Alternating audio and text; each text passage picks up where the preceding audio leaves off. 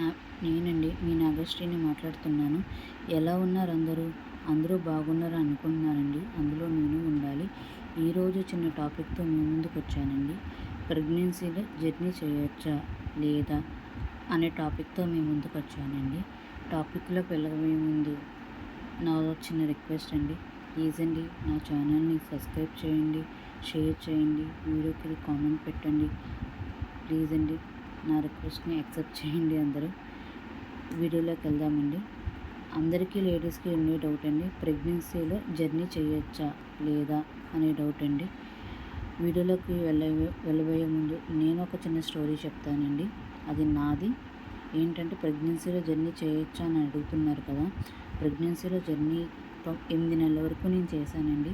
సామర్లకోట నుంచి కాకినాడ వరకు మాదాపట్నం అనే రోడ్డు ఎలా ఉంటుందో తెలుసు కదండి మీ అందరికీ. అంతా గతుకులతో ఉంటుంది. నేను 9 నెలల వరకు ఉద్యోగం చేశానండి.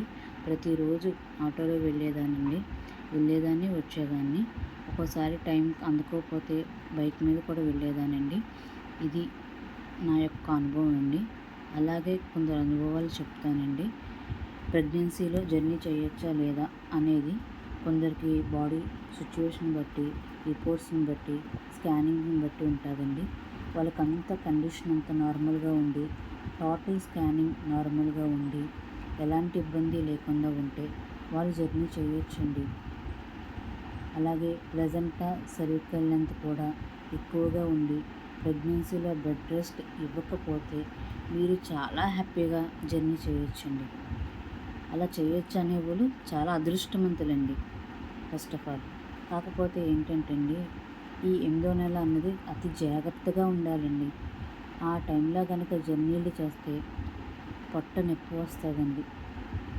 అలాగే ఉమ్ము నీరు కూడా లీక్ అయ్యే ఛాన్సెస్ చాలా ఎక్కువగా ఉంటుందండి. 8వ నెలలో డెలివరీ అయితే పిల్లలకి చాలా ప్రాబ్లం క్రియేట్ అవుతుందండి. అలాగే హాస్పిటల్లో ఉండటం, డేంజర్ జోన్ వరకు వెళ్ళటం చాలా దారుణంగా ఉంటుందండి 8వ నెల. అందుకని 8వ నెలలో దయచేసి ఎవరు జర్నీ చేయకండి. అలాగే ఇంకోటి ఏంటంటే 9వ నెలలో జర్నీ చేయొచ్చా అనే డౌట్ కూడా ఉంటుందండి కొంతమందికి. అలా అని బెడ్ రెస్ట్ ఇచ్చిన వాళ్ళు కూడా జర్నీ చేయొచ్చా అని కొంత డౌట్ ఉంటుందండి. మేబీ సిచ్యువేషన్స్ బట్టి మీరు జర్నీ చేయొచ్చా లేదా అనేది మీ యొక్క సిచ్యువేషన్ మీకు మాత్రమే తెలుస్తుందండి. అటువంటి సిచ్యువేషన్ ఉన్నవాళ్ళు ఖచ్చితంగా కార్ జర్నీ చేయొచ్చండి. కార్ అయితే మీకు అక్కడక్కడ ఆగి వాక్ చేస్తూ జర్నీ చేయొచ్చు. ఒకవేళ మీకు అలసటగా ఉన్నా, పొట్ట పట్టేసినట్టు ఉన్నా కార్ ఆపి 10 మినిట్స్ వాక్ చేయొచ్చండి. అలాగే ఇంకోటి ఏంటంటే ట్రైన్ జర్నీ కూడా చాలా మంచిదండి. యూరిన్ ప్రాబ్లం ఉండదు. యూరిన్కి వెళ్ళొచ్చు, అలాగే వాక్ చేయొచ్చు. మీకు ఎటువంటి ఇబ్బంది ఉండదండి. మీరు ఏదన్నా సేఫ్ అయింది చూసుకోవాలి. కానీ బైక్ మీద వెళ్ళటం, బైక్ మీద డబుల్ సైడ్ కూర్చోవటం కూడా మీకు మంచిది కాదు. బైక్ జర్నీని ఫుల్గా అవాయిడ్ చేసేయండి. అస్సలు మీకు మంచిది కాదండి. అలాగే బెడ్ రెస్ట్ ఇచ్చిన వాళ్ళకి దగ్గరలో ఉంటే జర్నీ చేయొచ్చండి. దూర ప్రయాణాలు మానుకుంటే చాలా మంచిదండి. ఇంకోటి ఏంటంటే మీ అంతటి మీరు జర్నీ చేయాల్సి వస్తే అటువంటిది కూడా చేయకండి. ఎందుకంటే ఏ రోజు ఎలా ఉంటుందో కూడా మనకు తెలియదు కదండి. మన పర్వాలేదులే వెళితే ఏముంది అని అనుకుంటామండి. కానీ మనం ఒకటి తెలిస్తే దైవం ఒకటి తెలుస్తుందండి.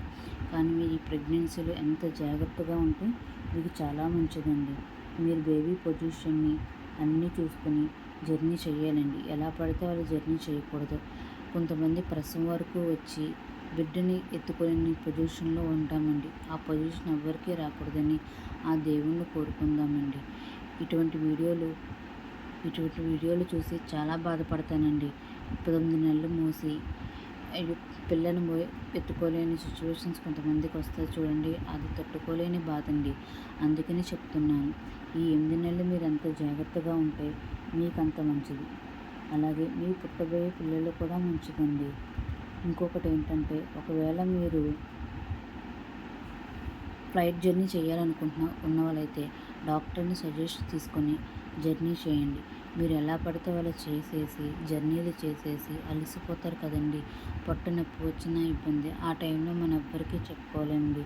ఈ ప్రెగ్నెన్సీ జర్నీలో మీరు ఈ అతి 8 నెలల వరకు ఎంత జాగ్రత్తగా ఉంటే అంత మీకే మంచిదండి. ఎందుకు చెప్తున్నానంటే నాలాగే చాలామంది ఉంటారు. అలాంటి వాళ్ళకి తెలియని చదువుకోలేని కూడా ఉంటారు కదండి. వాళ్ళ కోసం ఈ వీడియో చేస్తానండి. మీకు తెలియదని నేను చెప్పనండి. చదువుకున్న వాళ్ళు ఉంటారు, చదువుకోలేని వాళ్ళు కూడా ఉంటారు. వాళ్ళకి ఇప్పుడున్న పొజిషన్లో ఫోన్లు అందరికీ ఉన్నాయండి. అందరూ అన్ని వీడియోస్ చూస్తారు. ఏమిటంటే తెలియని వాళ్ళకి ఏముందండి, ఎలా పడితే జర్నీలు చేస్తారు. అందుకని చెప్తున్నానండి. ఈ 8 నెలలు కొంచెం జాగ్రత్తగా ఉండండి. 9 నెలల్లో కొంచెం కూడా జాగ్రత్తగా ఉండి మీరు పన్నెండు బిడ్డను ఎత్తుకుంటారండి. ఈ వీడియోని మీకు నచ్చినట్టయితే లైక్ చేయండి, షేర్ చేయండి, సబ్స్క్రైబ్ చేయండి. మర్చిపోవద్దండి. Thank you friends.